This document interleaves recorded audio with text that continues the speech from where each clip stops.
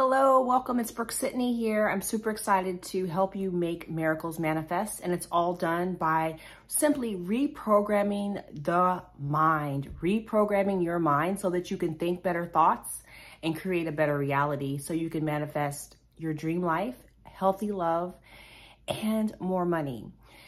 Today we are talking about how to make affirmations simply how to make manifestations and affirmations work so well for you.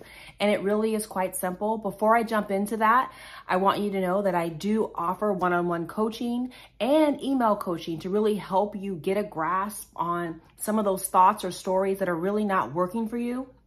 And we're going to talk about that today. But for those of you that know you want one-on-one help, you know that you want someone you can trust. Hello, I'm an attorney.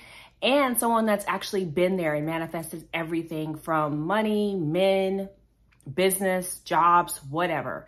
I have manifested them and I am your girl. I can totally help you with this. But let's now talk about how to create affirmations. I have a very simple way to create affirmations that I'm going to share with you today.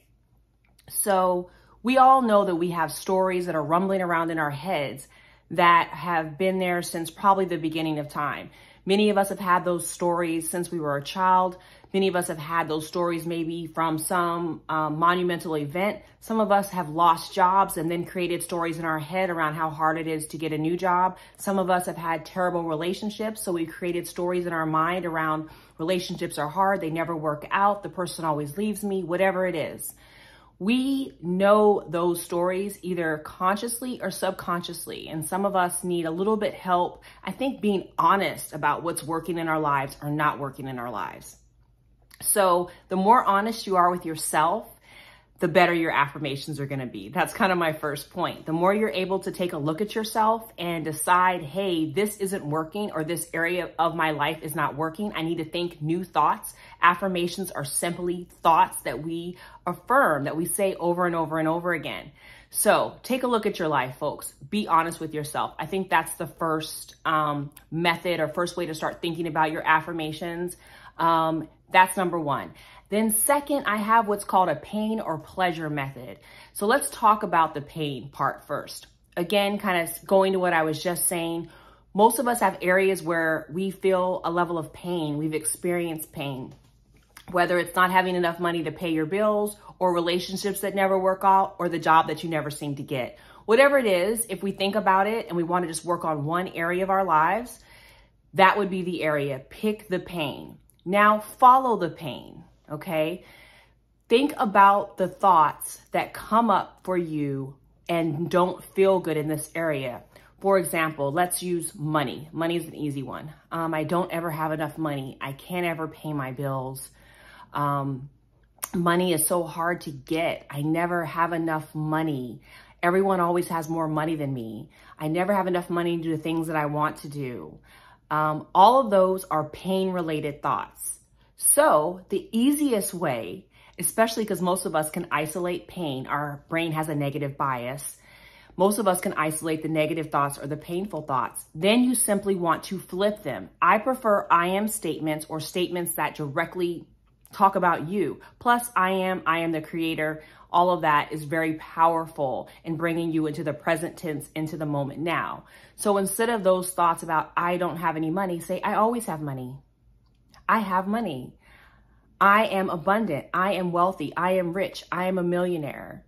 I'm always the person that has money. I'm always the person that has enough to do what they need to do. I have enough money to take trips. I have enough money to take my friends out to dinner. I have all of these things, right? You want to simply flip it, take the negative thought, your previous affirmation, if we're going to keep it solid. Take that previous affirmation that you were saying, that previous painful or negative thought, and flip it and reverse it. Flip it and reverse it. Do the exact opposite. And then I would suggest of those painful thoughts that you've now flipped into good thoughts, positive thoughts, things that speak to you having the thing that you want, then those are your affirmations.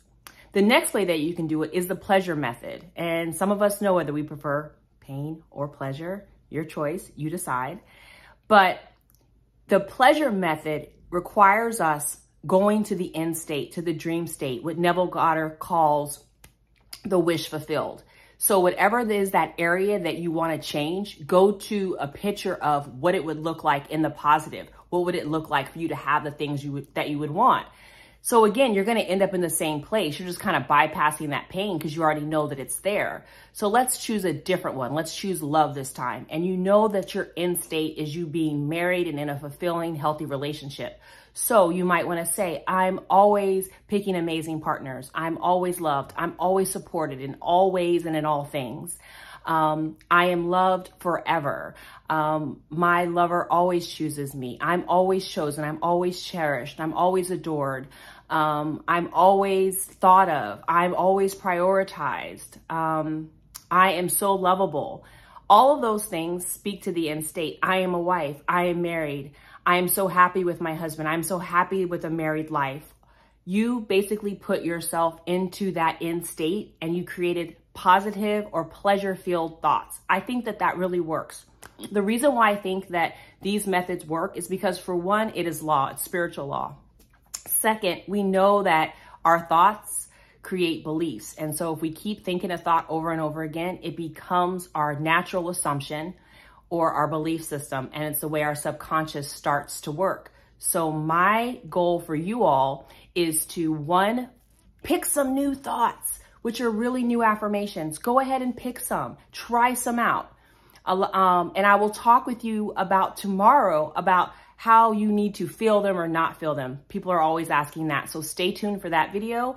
And if you want to know more about repeating affirmations, check out the videos above. I never know which finger to raise. But until then, start making affirmations, and simple affirmations work. Talk to you soon.